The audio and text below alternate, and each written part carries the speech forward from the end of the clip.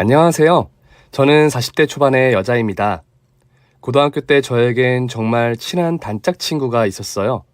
신기할 정도로 3년 내내 같은 반이었는데 대학교에 진학하면서부터 조금씩 생활 방식이 달라지기 시작했어요. 어디야? 나 독서실. 잠깐 안 나올래? 나 알바비 받았어. 밥 사줄게. 오늘은 안 될 것 같은데. 친구는 바로 대학에 진학했지만 저의 모의고사만큼 수능 성적이 안 나오는 바람에 재수를 결정했거든요. 그때부터 조금씩 타이밍이 어긋나면서 제가 대학에 진학한 후에도 1년에 2번을 겨우 볼까 말까 하게 됐죠. 그러다 제가 대학에 졸업할 즈음 친구가 결혼한다는 소식을 전해왔어요. 대학 내내 사귄 그 남친이랑? 제가 묻자 친구가 얼굴을 붉히며 그러더라고요. 아니, 나 갈아탔어. 친구는 1년 먼저 졸업을 해서 사회초년생으로 고생을 하던 때였고 저는 졸업반으로 취업 준비로 바쁘다 보니 1년 가까이 만나지 못하고 있었거든요. 언제? 환승. 야, 전 남친을 너무 오래 만났잖아. 이미 좀 시들했는데 계속 만나다 보니까 그렇게 된 거지. 하여튼 은근히 남자가 끊이질 않아. 부럽냐? 그래, 부럽다. 사실 전 대학에 1년 늦게 들어간 탓에 대학 시절 내내 마음이 조급했거든요. 공부하고 졸업하고 바로 취업할 생각만 하느라 연애는커녕 오는 썸도 발로 차버리곤 했습니다. 그런 친구가 결혼한다고 하니 기분이 묘했어요. 친구가 생각보다 너무 빨리 결혼을 하는 바람에 제가 취업을 한 뒤로는 자연스럽게 연락이 뜸해졌어요. 친구는 뭔가 늘 바쁜 것 같았고 저는 저 나름대로 사회초년생으로 고생을 하고 있었다 보니 늘 연락이 안 되는 친구에게 점점 더 섭섭해졌던 거죠. 그렇게 수년이 흐르자 어느새 친구의 안부는 카톡 프로필 사진으로 확인하는 사이가 됐어요. 그러는 사이에도 친구는 먼저 연락 한 번을 안 하더라고요. 저는 종종 생일에는 생각이 나서 카톡도 보내고 그랬는데 대답도 너무 늦고 대답도 성의가 없기에 나중엔 그마저도 안 하게 되었습니다. 그러나 괜찮았습니다. 그 사이 저에게도 제 반쪽이 될 남자가 생겼거든요. 그는 저의 팀장이었는데 처음엔 카리스마가 넘치다 못해 좀 무섭다 싶을 만큼 저돌적인 사람이었는데 일을 너무 잘해서 욕을 하다가도 수긍할 수밖에 없는 상사였습니다. 우리 팀장님 최연소 팀장인 거 알아요? 그럼 몇 살인 거예요? 우리랑 나이 차이 별로 안 난대요. 진짜요? 엄청 차이 나는 줄 알았는데? 우리 다 깜빡 속았잖아요. 실력이 너무 좋아서 초고속 승진했대요. 대박. 그러던 어느 날이었습니다. 오늘 야근할 수 있으신 분 있으십니까? 퇴근을 30분 앞두고 떨어진 팀장의 질문에 모두 눈치만 보고 있었습니다. 다들 어려우신가요? 너무 조용한 분위기가 어색해서 저는 저도 모르게 손을 번쩍 들고 말았습니다. 야근하면 맛있는 거 사주시나요? 그러나 제 질문에 팀장은 어이가 없다는 듯 저를 볼 뿐 대답이 없었습니다. 덕분에 팀원들은 숨조차 제대로 못 쉬고 있었어요. 저는 슬그머니 손을 내리며 말했습니다. 저 가능해요. 제가 하겠습니다. 그러시죠. 팀장의 대답은 그게 다였습니다.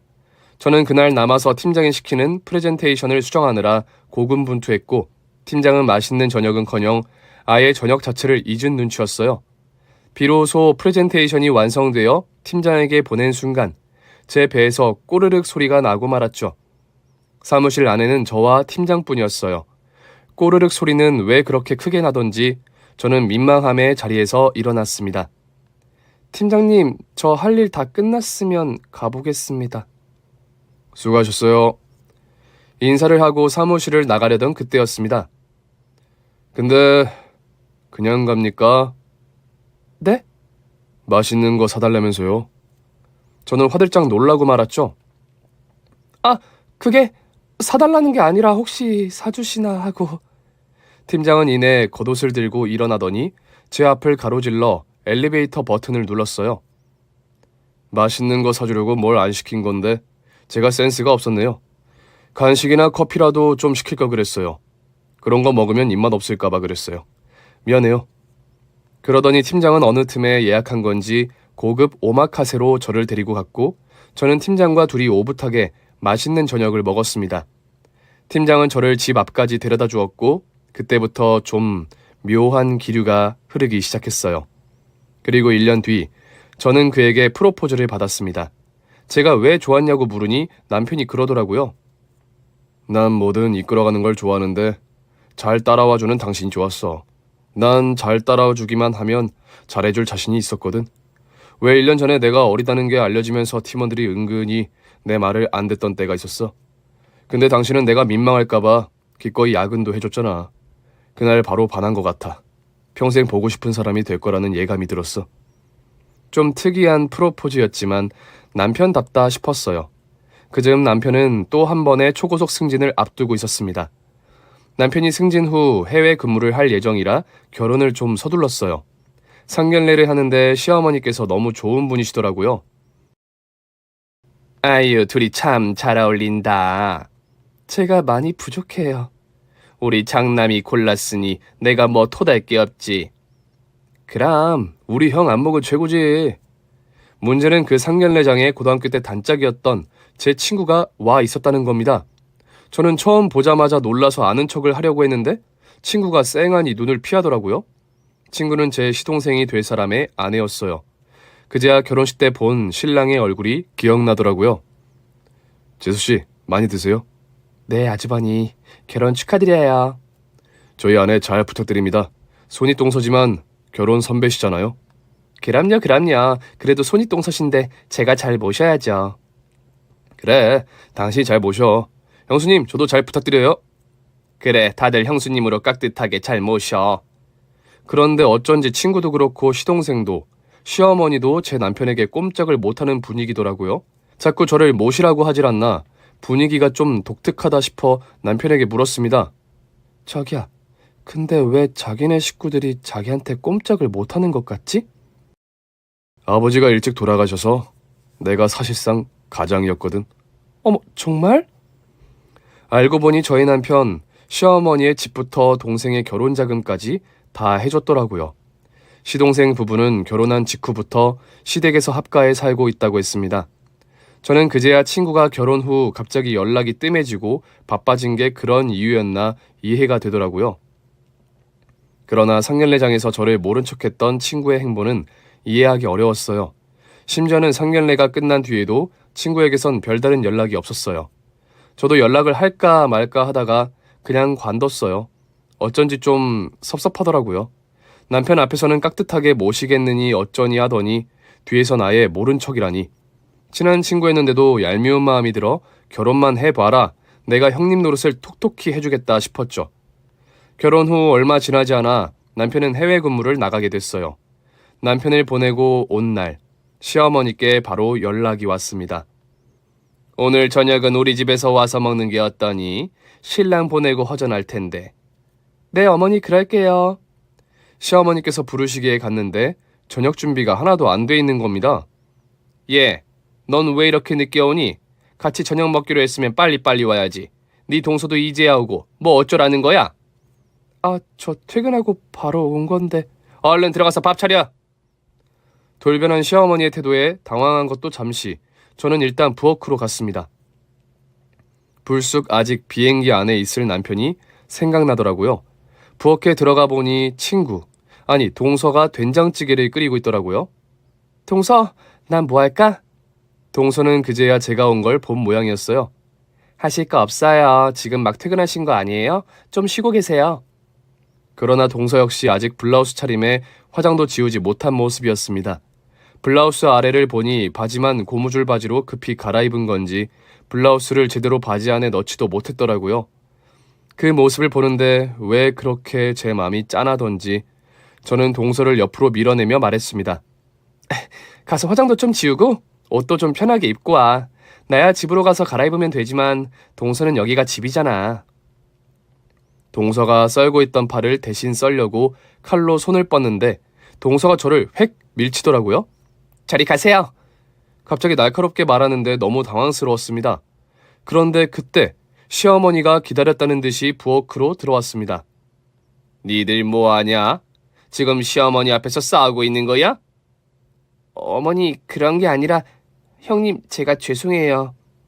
동서는 이상하리만큼 저자세였고 시어머니의 돌변한 태도 역시 이해할 수 없었습니다. 시어머니는 저를 위아래로 흘겨보며 말했습니다. 내가 떠받드는 게 내 아들이지 너는 아니잖아. 그렇게 이상하다는 듯 쳐다보지 말고 얼른 밥이나 차리라고. 식사를 마친 뒤에도 시어머니는 물론 시동생까지 치울 생각을 하지 않더라고요. 동서는 익숙한 듯 설거지를 시작했고 이번에도 제가 하겠다고 했지만 동서는 말없이 자리를 비키지 않았습니다. 전 얘가 정말 왜 이러는 건가 싶었어요. 그래도 고등학교 때 가장 친한 친구였는데 이렇게까지 고약하게 굴 건 또 뭔가 싶더라고요. 그렇게 남편이 해외로 간 사이 시어머니와 시동생의 태도는 돌변해버렸고 동서는 그런 두 사람의 모습이 익숙하다는 듯 집에서 마치 일하는 가정부처럼 살더라고요. 이후로도 시어머니는 툭하면 저를 불러 저녁을 차리라고 했고 시동생은 저를 보면서 인사는커녕 한쪽 입꼬리만 위로 올린 채 비웃는 듯한 표정을 짓곤 했습니다. 하루는 저에게 그러더라고요. 형수, 왔으면 인사부터 해야지. 사람이 그러면 쓰나? 저는 하도 어이가 없어서 그랬어요. 서방님이야말로 왜 이래요? 우리 남편 있을 때는 아주 고양이 앞에 쥐처럼 굴더니 우리 남편 해외로 일하러 간 거지 영영 안 돌아오는 거 아니거든요? 저는 이런 상황을 남편에게 말할까 말까 고민하다가 그만두었습니다. 해외 나가서 고생하는 사람한테 투정을 부리고 싶지 않더라고요. 저야 뭐 따로 사니까 덜했는데 솔직히 동서가 자꾸 마음에 걸리긴 하더라고요. 그러던 어느 날이었습니다. 시어머니에게서 또 연락이 오더라고요. 사실 그즈음 저는 집에 있을 땐 일부러 휴대폰을 잘 안 봤어요. 시어머니한테 연락이 하도 오기도 했고 막상 보면 모른 척도 못하겠기에 일부러 벨소리도 무음으로 바꿔놓곤 했습니다. 그런데 하필 휴대폰을 잠깐 보려는 순간 시어머니에게서 또 연락이 오기 시작한 겁니다. 부재중 통화가 무려 30통이 넘더라고요. 예, 네 남편이 실종됐다는구나. 네? 넌 내 연락도 계속 안 받더니 회사에서 온 연락도 안 받는 거냐?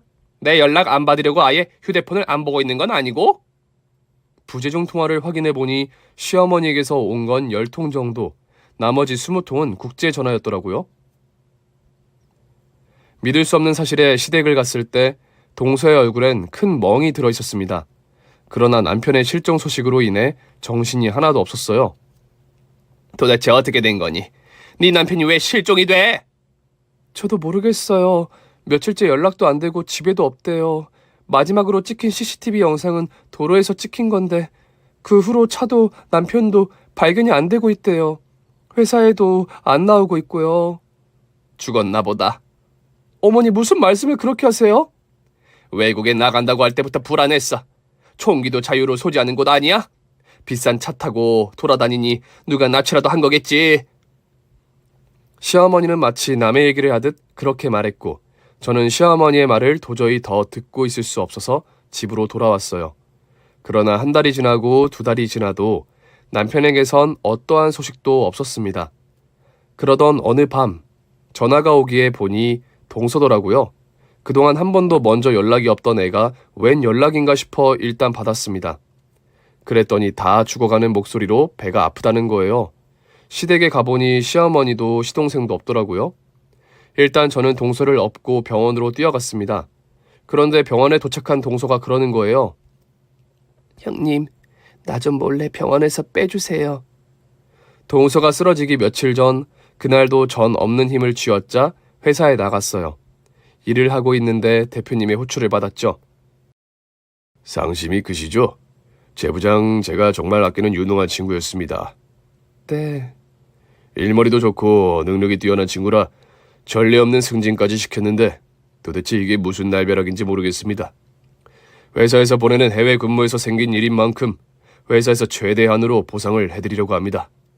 보상이라뇨? 무슨 보상을 해요? 저희 남편 아직 안 죽었어요. 그냥 실종 상태인 거잖아요. 그렇긴 하지만 이제 수사도 거의 마무리 단계인 것 같더라고요. 말도 안 돼요. 차도 안 나오고 사람도 안 나왔는데 마무리를 하면 어떡해요? 이게 참 외국에서 벌어진 일이라 저희가 직접 개입할 수 있는 일이 많지가 않아요. 제가 가볼게요. 제가 가서 직접 확인해야 믿을 수 있을 것 같아요.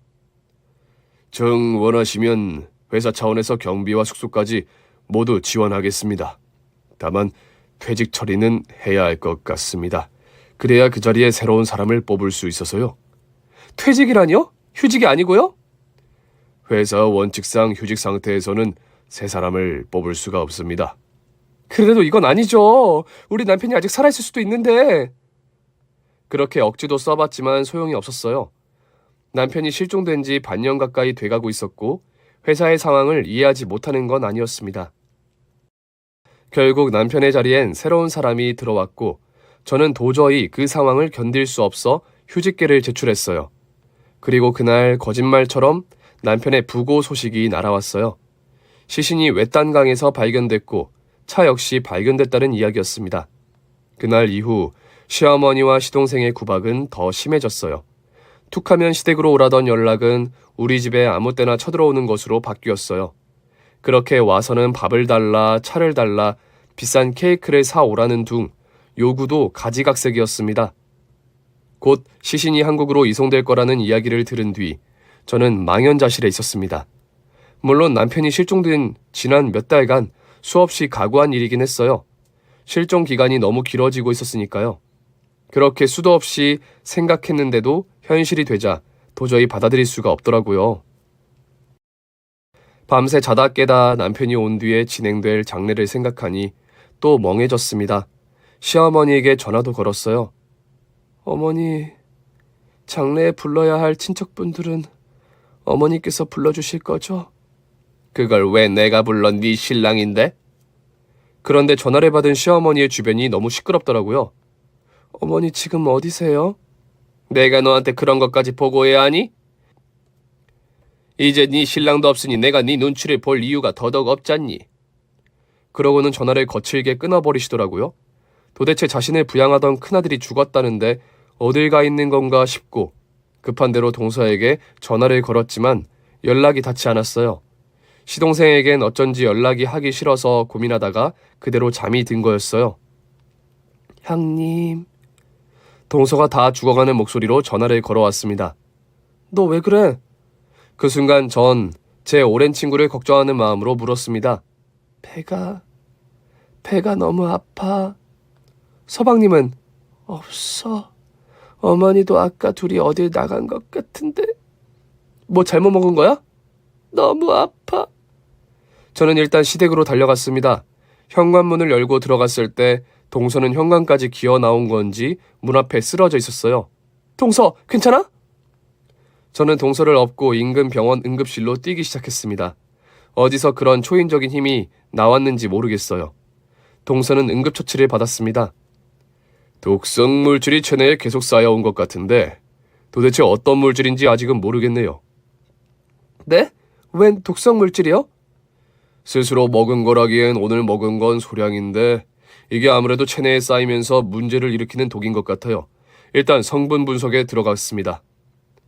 동서는 진통제를 맞은 뒤 겨우 잠이 들어 있었고 그때 마침 동서의 휴대폰으로 시동생에게 전화가 오더라고요.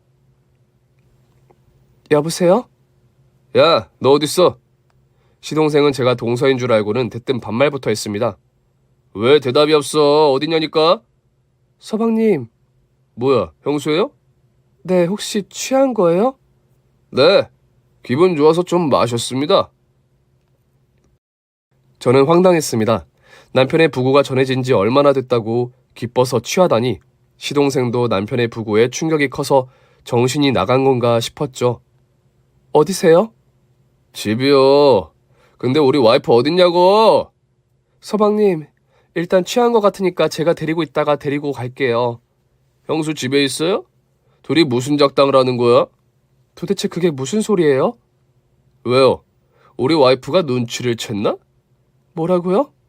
그때 응급실로 응급 환자가 실려 들어왔어요. 잠깐만, 이거 구급차 소리 아니야? 지금 병원이에요? 혹시 우리 집 앞에 있는 그 병원? 시동생이 알게 된 이상 굳이 숨길 일이 아니라고 생각했어요. 맞아요. 동서가 갑자기 배가 너무 아프다고 해서 데리고 왔어요. 제가 퇴원시켜서 데려갈 테니까 튀지 말고 거기 딱 있어요. 뭐라고요? 내가 왜 튀어요? 그러나 시동생은 이미 전화를 끊은 뒤였습니다. 도대체 이게 무슨 황당한 소린가 싶어 휴대폰을 보고 있는데 갑자기 동서가 제 손을 덥석 잡더라고요. 동서 일어났어? 형님, 나 좀 몰래 병원에서 빼주세요. 뭐라고? 얼른요. 그 사람 오기 전에. 다급한 동서의 말에 결국 전 동서를 다시 업고 우리 집으로 뛰기 시작했습니다. 형님 집으로 가면 쫓아오지 않을까요? 그래도 일단은 우리 집으로 가자. 문을 안 열어주면 그만이니까. 도대체 동서가 왜 이러는 건지는 알 수 없었지만 일단 데리고 갔어요. 우리 집에 도착하고서야 동서는 안도의 한숨을 쉬었습니다. 은영아 고마워. 도대체 어떻게 된 거냐니까? 언젠가부터 몸이 계속 안 좋았어. 자꾸 힘이 없고 회사에서도 갑자기 정신을 잃는 일도 생기고. 병원에는 가봤어? 가봤는데 병원에서도 이유를 모르겠다고 하더라고. 근데 왜 아까는 병원에서 빼달라고 한 거야? 서방님을 피한 거야? 동서는 갑자기 눈물을 흘리기 시작했습니다. 너 도대체 어떻게 산 거야? 미안해. 결혼한 다음부터 너무 힘들어서 너한테 연락할 여유가 없었어. 도대체 뭐가 어떻게 된 건데? 동서는 저에게 그간의 이야기를 들려주었습니다. 결혼을 했는데 시어머니가 보통 표독한 게 아니더라고. 남편이 능력이 없어서 신혼집을 따로 구할 수가 없어서 합가를 할 수밖에 없는 상황이었어. 너도 상견례 때 어머니 봤지? 얼마나 착한 척을 하는지. 나한테도 그랬어. 아주버니 앞에서는 세상에 하나밖에 없는 천사처럼 군다니까. 근데 결혼하고 시댁으로 들어간 첫날부터 시어머니 돌변하지 남편까지 돌변하지. 그럼 이혼이라도 하지. 그렇게 견디기 힘들었으면. 내 남편 아주 무서운 사람이야. 내가 이혼할 생각인 걸 알고 우리 엄마를 찾아가서 협박하더라. 뭐? 서방님이? 응. 엄마한테 내가 단남자가 생겨서 이혼하자고 한다고. 한 번 더 이혼 소리 꺼내면 줄초상을 치를 줄 알라면서 우리 엄마를 협박하고 온 거야. 그러니 내가 이혼을 어떻게 해? 나만 도망가서 될 일도 아니고. 꿈에도 몰랐던 이야기에 온몸이 소름이 돋았어요. 말도 안 돼. 어떻게 자기 와이프한테. 나 벌 받았나 봐. 무슨 벌? 오랜 사귄 남친 버리고 얼마 만나지도 않은 이 자식이랑 결혼한 벌. 저는 동서를 와락 안아주었습니다. 그런 거 아니야. 널 협박한 그 인간이 나쁜 사람인 거지. 그래도 아주버님이 계실 땐 착한 신용이라도 했지. 이제 어떻게. 분명 너도 협박하려고 들 거야. 우리 남편은 어땠어? 갑자기 남편에 대한 그리움이 밀려왔습니다. 이 가족들을 다 먹여 살리다시피 하셨으니 늘 바쁘게 살았지. 내가 결혼해서 들어오면서 아주버니는 나가서 살기 시작하셨으니까 아마 자세히는 아는 게 없었을 거야. 그래도 나 볼 때마다 안부라도 건네주고 친절하게 말을 걸어준 건 아주버니 뿐이었어. 동서의 얘기를 듣던 저는 결국 또 눈물을 흘리고 말았습니다. 남편이 너무 보고 싶었어요. 그때였습니다. 밖에서 누군가 문을 거칠게 두드리기 시작했어요. 형수! 문 열어! 둘 다 여기 있는 거 다 알아? 이것들이 작정했구나. 당장 문 안 열어? 안 열면 경찰 부를 거야. 형수가 내 와이프 납치했다고. 그래, 당장 전화하자. 동서의 얼굴은 다시 하얗게 질려버렸고 저는 일단 경찰에 신고했어요. 지금 집 밖에 무단 침입을 하려는 사람들이 와 있어요. 혹시 어떤 관계시죠? 시어머니랑 서방님이요. 예? 그런데 무단 침입 맞습니까? 네, 맞다니까요. 빨리 좀 와주세요. 경찰이 도착한 후 시어머니와 서방님은 일단 집 앞에서 쫓겨났습니다. 그러나 임시 방편일 뿐이었죠. 시동생과 시어머니는 저와 동서에게 밤새 전화를 걸어왔습니다. 연락이 온 증거를 남기기 위해 무음으로 돌려놓았지만 정말 무서울 정도로 전화를 계속하더라고요. 다음날 아침 병원에서 연락이 왔어요. 동서의 몸에서 발견된 독을 찾았다는 얘기였습니다. 저랑 동서는 주변을 살피며 조심스럽게 병원으로 향했습니다. 환자분 몸에서 독이 오랜 시간 쌓여왔어요. 어제 임시로 해독을 하긴 했지만 그 정도로는 지금까지 쌓인 독이 다 해결되진 못해요. 제가 보기에 이 정도면 꽤 오랜 시간 소량을 계속 섭취하신 것 같아요. 저는 너무 놀라서 동서에게 물었어요. 너 설마 일부러 먹은 건 아니지? 아니야, 내가 왜 그걸 일부러 먹어. 저는 동서가 행여나 자신의 상황을 비관해 스스로 독을 먹은 건가 싶어 걱정했거든요. 병원을 나오는데 동서가 번뜩 생각이 난 듯 말했습니다. 맞다. 얼마 전부터 남편이 매일 가져다 주던 게 홍삼액이 있었어. 몸에 좋은 거라면서 웬일로 날 다 생각하나 싶어서 계속 먹었는데 설마 그걸까? 아무래도 확인이 필요할 것 같았습니다. 너 우리 집에 가 있어. 내가 네가 먹던 거 찾아올게. 뭘 어쩌려고. 저는 일단 동서를 우리 집까지 바래다 준 뒤 문을 꼭 잠그고 있게 했어요. 그렇게 시댁으로 가려는데 동서가 불쑥 제 손을 잡더라고요. 찾아올 게 또 있어. 솔직히 그때 전 눈에 뵈는 게 없었습니다. 남편은 세상을 떠났고 가장 친한 친구였던 동서까지 잃을 뻔한 상황이었어요. 시댁의 도어락을 열었을 때 시어머니만 거실 소파에 앉아 있었습니다. 저를 본 시어머니는 당황한 눈초리였어요. 네가 웬일이니? 어제는 문도 안 열어주더니. 서방님은요? 회사 갔지? 걔가 뭐 너처럼 한가한 줄 알아? 저는 조심스럽게 부엌을 봤습니다. 저 물 좀 마실게요. 뭐? 시댁에 와서 물 한 컵은 마실 수 있잖아요? 잠깐. 계속 부엌으로 들어가려던 그때였습니다. 시어머니가 냉큼 오더니 저더러 소파에 가 앉아 있으라는 겁니다. 내가 가져다 주마. 저는 소파에 앉는 척 몰래 시어머니를 지켜봤어요. 시어머니는 주변을 살피더니 찬장에서 작은 도자기통을 꺼냈습니다.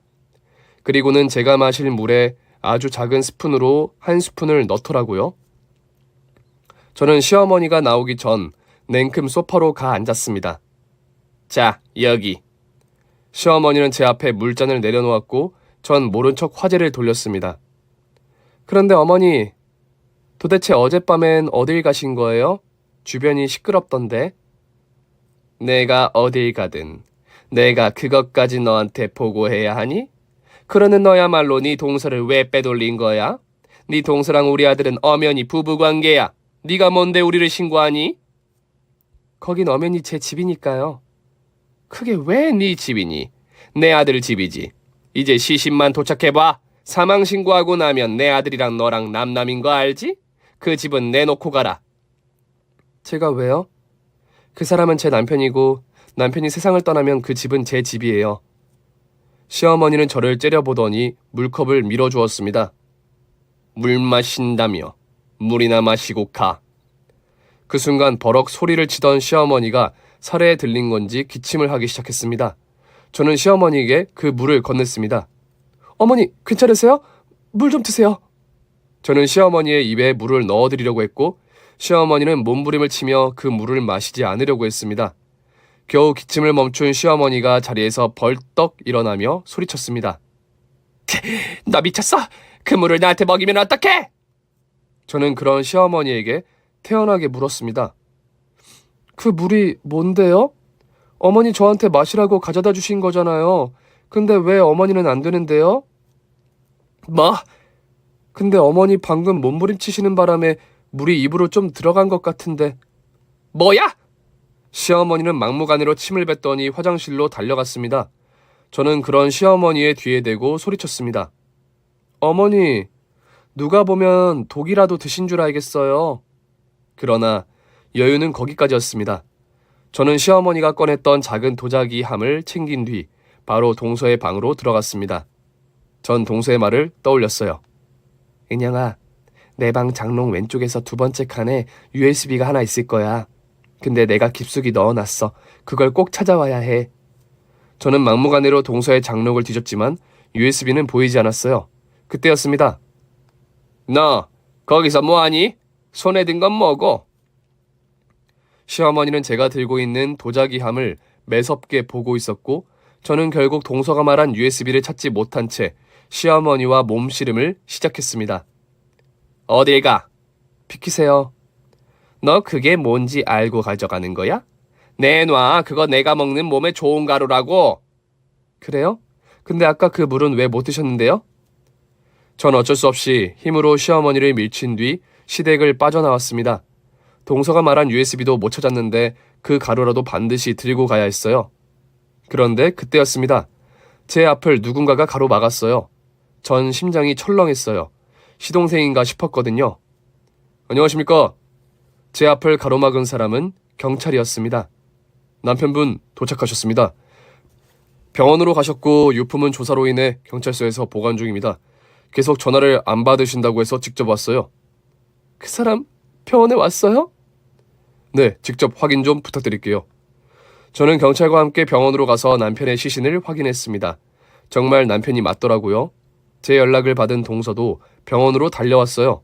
저는 울다 지쳐 쓰러지듯 주저앉아 있었고 동서는 그런 저를 꼭 안아주었습니다. 그냥 울어. 다 울어. 저는 동서를 끌어안은 채 한참을 울다가 다시 동서의 손을 잡고 경찰서로 갔습니다. 그곳엔 남편이 해외 근무하러 갈 때 들고 갔던 캐리어가 있었어요. 눈물이 앞을 가려서 도저히 못 열겠더라고요. 저 대신 동서가 캐리어를 연 그때였습니다. 남편의 가방 안에서 제가 시댁에서 들고 온 도자기함과 똑같은 것이 들어있었습니다. 이거? 왜 그러세요? 잠깐만요. 저는 주머니에서 시댁에서 가져온 도자기함을 꺼냈습니다. 이거 제가 시댁에서 가져온 거예요. 시어머니가 제가 마시려는 물에 탔어요. 성분 좀 확인해 주세요. 남편의 캐리어 속엔 구형 스마트폰과 남편이 쓰던 노트북이 들어있었습니다. 휴대폰에 전원을 눌러보니 그 안에 CCTV 어플이 있더라고요. 이게 뭐지? 눌러봐.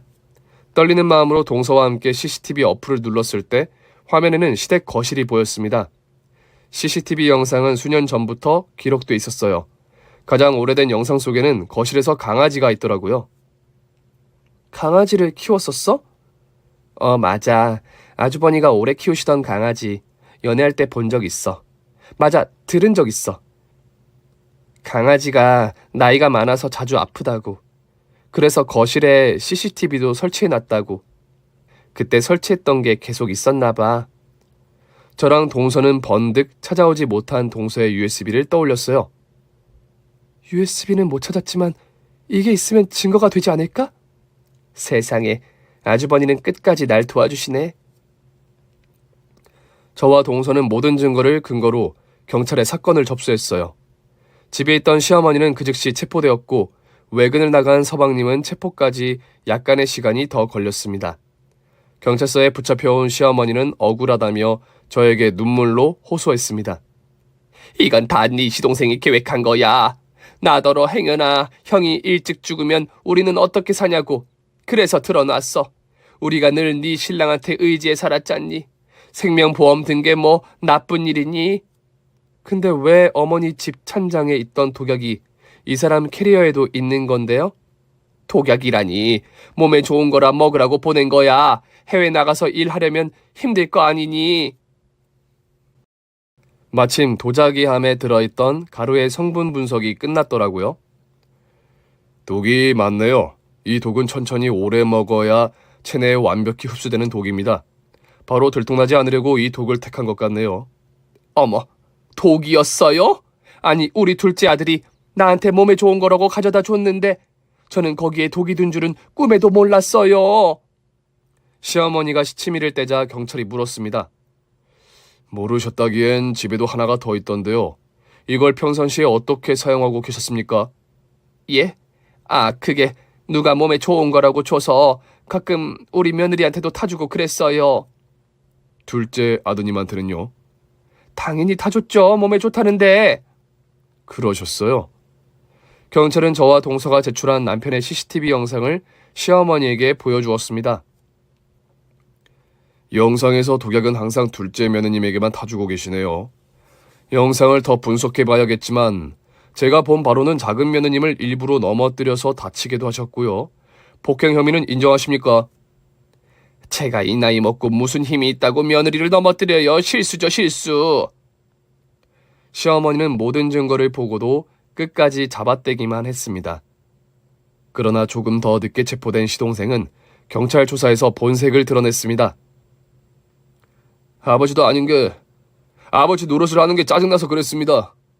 생명보험 들어놓고 어머니한테 독약을 몸에 좋은 약으로 속여서 보내라고 했어요. 마침 외국에 나가 있을 때니까 기회라고. 모든 혐의를 인정하시는 겁니까? 인정은 하는데 우리 엄마 말은 다 뻥이에요. 우리 엄마가 작정하고 형 생명보험도 들어놨다고요. 우리 엄마도 형 앞에서 주눅 들어 사는 거 지겹다고 했어요. 야, 이 새끼야.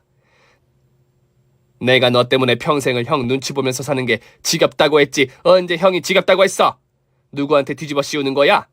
아무리 돌았어도 그렇지. 넌 낳아준 애미도 못 알아보냐? 그때 다른 경찰이 수사 중이던 경찰에게 자료로 보이는 서류를 주고 가더라고요. 자료를 본 경찰은 심란한 얼굴로 동서에게 물었어요. 혹시 본인 앞으로도 생명보험 가입된 거 알고 계셨습니까? 네? 아니요. 전 가입한 적 없는데요. 계약자와 수혜자 모두 남편분이세요. 경찰은 저를 보면서도 말했습니다. 시어머니 앞으로 남편분의 생명보험이 3건 가입돼 있네요. 3건의 수혜자 모두 시어머니고요. 저와 동서는 큰 충격을 받았고 그제야 이 미친 모자가 저른 일의 동기를 알 수 있었습니다. 동서는 충격받은 얼굴로 시동생을 노려봤습니다. 당신 사실이야? 너 진짜 미친놈이었구나. 내가 뭘? 와이프 생명보험 좀 들 수 있는 거지. 너도 들면 되잖아. 아니지. 넌 내 생명보험을 들고 날 죽이려고 했잖아. 넌 아직 죽을 만큼 먹지도 않았어. 안 죽었으면 됐잖아. 그런 시동생에게 경찰이 차분한 조로 되물었어요. 저희가 CCTV로 분석해보니 독을 산 건 동생분이 맞더라고요. 독이라는 걸 알고 사신 게 맞네요. 인정하시는 거죠? 시동생은 부들부들 떨며 경찰을 노려보더니 대뜸 시어머니를 향해 소리쳤습니다. 그러니까 왜 똑같은 도자기에 넣어놓고 지랄이야. 형한테 줄 때는 다른 함에 넣으라고 했잖아.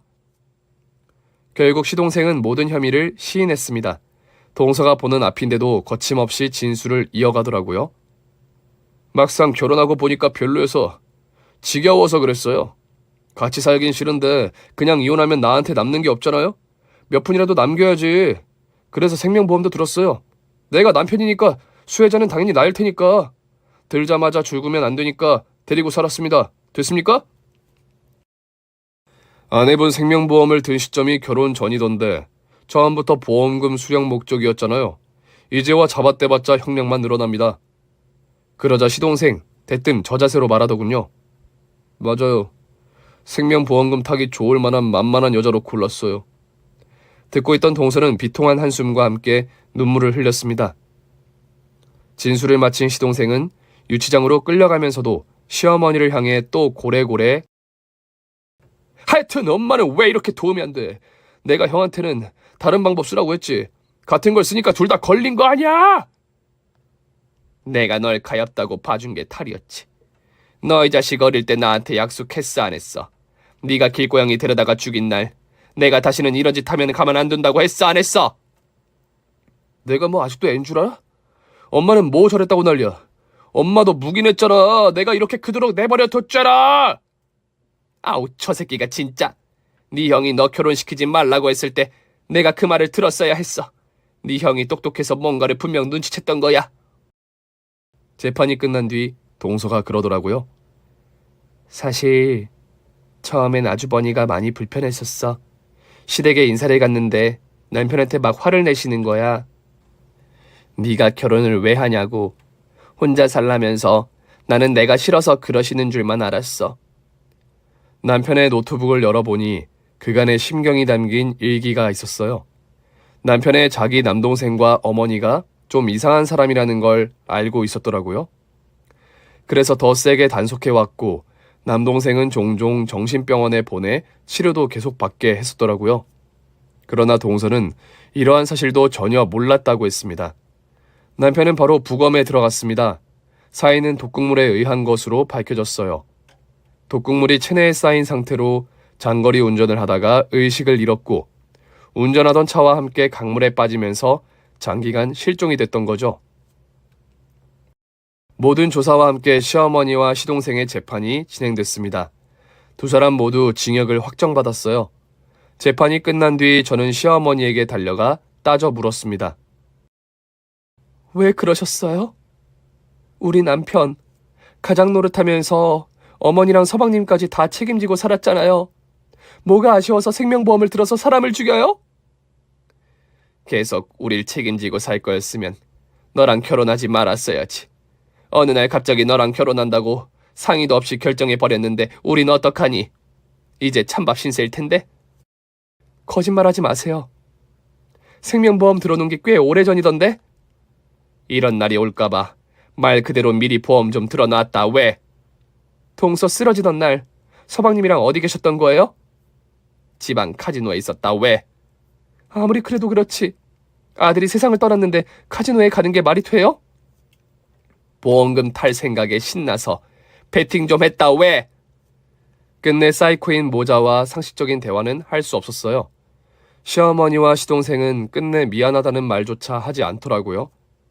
그럼에도 가족이었다고 기대했던 제가 그들을 끝내 믿어보려 했던 남편이 안쓰럽더라고요. 재판 결과가 나온 뒤 저는 복직했습니다. 남편을 잃은 슬픔도 남편이 당한 배신도 너무 고통스러웠지만 뭐라도 해야 견디겠더라고요.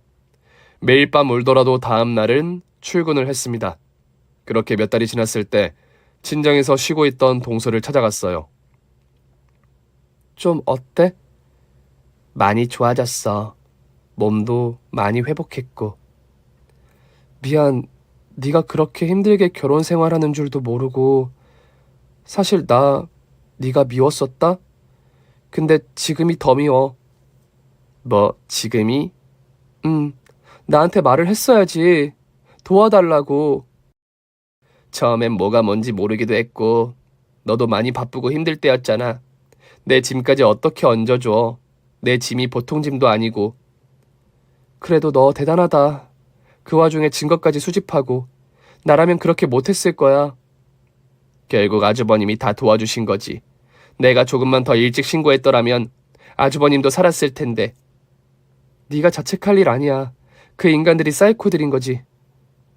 그렇게 몇 년이 지났습니다. 저는 회사에서 팀장이 됐어요. 한때는 불도저 남편이 앉아 있었던 자리에 제가 앉게 된 거죠. 오늘 저랑 야근하실 분? 팀원들이 하나둘씩 제 눈을 피하더라고요. 아무도 없습니까? 그때 저 앞에서 한 사람이 손을 번쩍 들었습니다. 최근에 저희 팀에 들어온 신입이었어요. 팀장님, 그러지 말고 절친과 함께 칼퇴하는 건 어떠세요? 요즘 프로젝트가 다 잘 돼서 열정이 넘치시는 건 알겠는데 계속 그렇게 팀장하다가는 팀원들한테 고발당합니다. 그 신입은 바로 저의 동서였어요. 동서의 발언은 팀원들에게 열화와 같은 성원을 입었고 결국 전 야근을 깨끗하게 포기했습니다. 그럼 우리 맛있는 거 먹으러 갈까? 동서는 그 해 신입사원 모집에 당당하게 합격해 저희 팀에 들어왔어요. 어느 날 갑자기 저한테 그러는 거예요. 나 너희 회사 지원했어. 전에 다니던 회사는 어쩌고? 복직 안 하게? 그냥 너랑 가까이 살고 싶어서. 치, 연락 한 번 안 할 때는 언제고. 그러니까 이제라도 다시 가까이 살자. 내가 잘할게. 그렇게 우리는 다시 절친으로서의 삶을 이어가고 있습니다. 얼마 전에 받은 연락인데 그 사이코 모자가 감옥에서도 사고를 치는 바람에 형량이 늘었다고 하더라고요. 저와 동서는 여전히 사이코 모자의 이야기만 나오면 밤을 새워 부들부들 떨며 얘기할 만큼 화가 납니다. 비록 많은 것을 잃었고 여전히 고통스러울 때도 있지만 함께 기억하고 함께 슬퍼하고 또 때때로 함께 웃으면서 앞으로 나아가려고요. 그렇게 우리는 함께 겪었던 고통을 행복의 시간으로 바꾸려고 노력하고 있어요. 계속해서 함께하며 고통은 반으로 줄고 행복은 배가 되지 않을까요? 잃을 게 있으면 또 얻는 게 있더라고요. 저는 저에게 돌아온 절친과 함께 오늘도 작지만 확실한 행복을 쌓아가고 있습니다. 오늘 준비한 사연은 여기까지입니다. 재미있게 들으셨다면 구독과 좋아요, 알림 설정까지 눌러주세요. 그럼 저는 다음 사연으로 찾아뵐게요. 오늘도 건강하고 행복하세요.